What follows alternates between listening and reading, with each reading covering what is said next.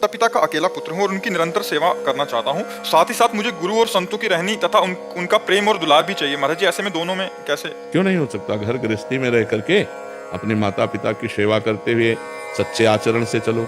गृहस्थी में रहते हुए केवल अपनी पत्नी से प्रेम करो, काम भाव किसी दूसरी स्त्री से न करो, कोई नशा न करो, किसी की चोरी हिंसा न करो, बढ़िया महात्मा हो। घर में रहते हुए महात्मा हो।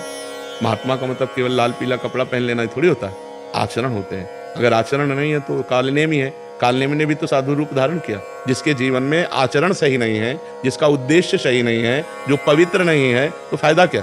पैंट शर्ट में रहता है लेकिन अपनी पत्नी से केवल अनुराग रखता है, समस्त जगत की स्त्रियों के प्रति काम भाव नहीं, अपनी कमाई पर विश्वास रखता है, वो किसी दूसरे के धन को नहीं छूता, नाम जप करता है, परिवार की सेवा करता है, वो महात्मा ही है। वो महात्मा ही है, गृहस्थ में रहते हुए वो महात्मा है।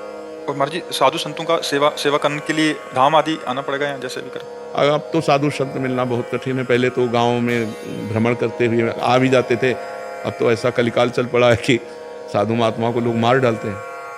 नहीं हो, पालघर में नहीं मार डाला था कि चोर बच्चा चोर करके मार डाला 3 लोगों को। तो भ्रमण लायक तो समय नहीं रह गया। अपने लोग तो गंगा किनारे भ्रमण करते रहे, पूरा जीवन व्यतीत हो गया। लेकिन अब समय नहीं रह गया है कि कोई जवान साधु अकेले घूम रहा है, किसी गाँव में भिक्षा मांग रहा है, ऐसा। तो साधु संतों की सेवा कैसे की जाए महाराज जी? इसका जब भाव शास्त्रों में वर्णित आता है, गुरुजनों के श्रीमुख से सुनते हैं तो भाव होता है। कभी यदि अर्थ बढ़े तो पुरियों में धामों में संत जन निवास करते हैं, जाए उनको भोजन पवा दे, वस्त्र आदि की सेवा कर दे। क्योंकि अब संत मिलना भी तो कठिन है। संत मिल जाए तो है, नहीं तो संत मिलना कठिन बात है। जिसने भगवान के चरणारविंद में अपनी चित्तवृत्ति जोड़ ली, समस्त कामनाएं शांत हो गई, जो ब्रह्मभूता प्रसन्नात्मा न शोचति न कांक्षति, ऐसे एक संत का सेवन हो जाए ना तो लाखों भंडारे के बराबर है। एक संत का वो एक टुकड़ा पाड़े तो लाखों भंडारे का पुण्य एक तरफ, और ऐसे संत का पाना एक तरफ। तो वो एक कांट ढूंढे महाराज, भगवान मिलाएंगे।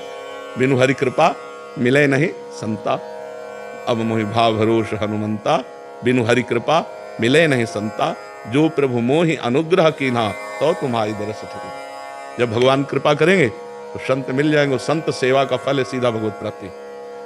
इसीलिए देवर्षि नारद जी ने अपने सूत्रों में लिखा है, महत्संगस्तु दुर्लभो, महापुरुषों का संग मिलना दुर्लभ। फिर लिखा अगम्यो, उनका निर्वाह कर पाना कठिन। अगर निर्वाह कर ले गए अमोघस्य, निश्चित भगवत प्राप्ति हो जाएगी। संत मिलन का मतलब होता है जन्म आखिरी हमारा, क्योंकि अब संत मिल गए, अब उनका दर्शन, उनका संभाषण, उनके उपदेश वो हमारे मायामल का नाश करके भगवान की प्राप्ति करा दें। जी आपने कहा कि उनका निर्वाह कर पाना कठिन, महाराज इसका निर्वाह कर पाना मतलब उनकी आज्ञा पे चल पाना कठिन है। अब जैसे कोई संत मिले, आज के बाद तुम शराब नहीं पियोगे, मांस नहीं खाओगे, पराई स्त्री की तरफ गंदी दृष्टि नहीं रखोगे, आप दूसरे का धन अपहरण नहीं करोगे, अब ये बात मान लो। तो मानना कठिन है, संतों की आज्ञा पर चलना कठिन है, और यदि चल गए तो आनंद ही आनंद है।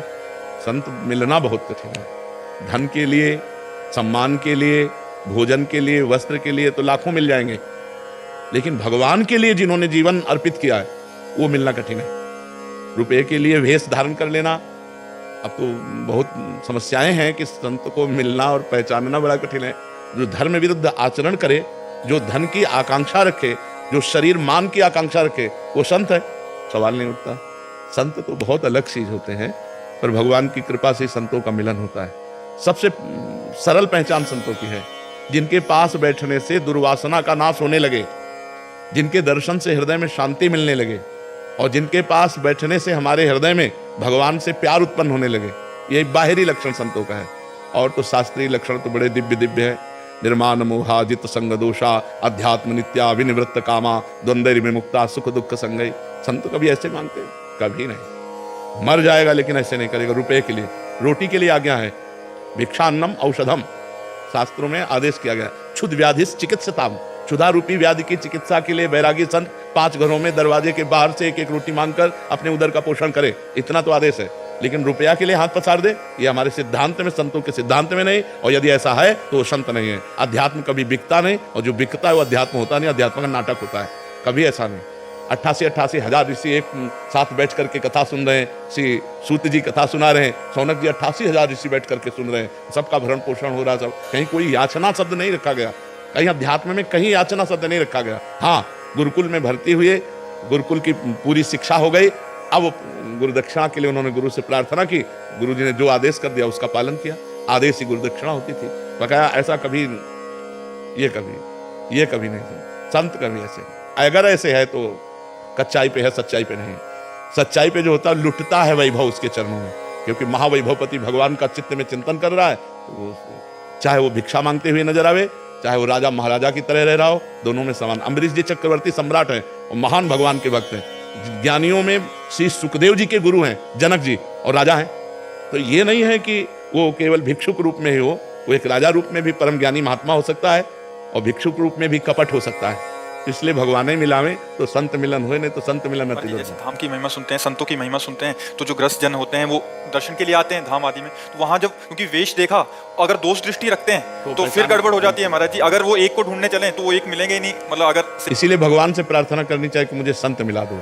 जब द्रवहि दीन दयालु राघो तो साधु संगति पाए। भगवान जब कृपा करते हैं तो संतों से मिलन हो, भगवान से वो तो जानते हैं ना कौन उनका निजी जन है, तो भगवान से प्रार्थना करनी चाहिए कि हे भगवान, यदि संतों के ही मिलन से कल्याण होता है तो आप हमें संतों का संग करा दीजिए, जिनके संग से हमारा कल्याण हो, हमारे अज्ञान का नाश हो, जिनकी सेवा से हमें भगवत प्राप्ति हो, ऐसे संतों का दर्शन कराएं।